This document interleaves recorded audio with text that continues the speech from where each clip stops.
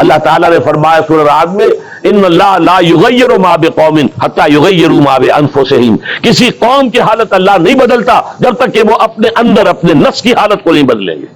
پہلے اندر اپنے آپ کو بدلو، پہلے حلال پر اکتفا کرو، حرام سے اجتناب کرو، گھروں میں شرعی پردہ نافذ کرو، شرعی پردہ، یہ رواجی پردہ نہیں، شرعی پردہ۔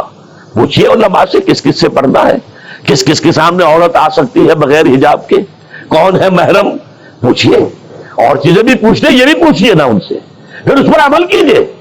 اگر آپ اپنے گھر کے اندر پردہ نافذ نہیں کرتے اور شکوہ کرتے جی بڑی عریانی دنیا میں پھیل رہی ہے، تو آپ کو شکوہ کرنے کا حق نہیں۔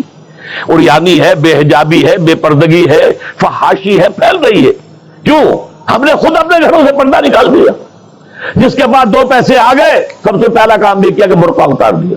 معلوم ہوا کہ یہ تو غربت کی علامت تھی، یہ تو گویا کہ دقیانوسیت کی علامت تھی۔ تو ہمیں یہ سوچنا چاہیے، ہماری معاشرت، اب کسی نے قانون تو ہمارے اوپر نافذ نہیں کیا ہے کہ عورتیں پردہ نہ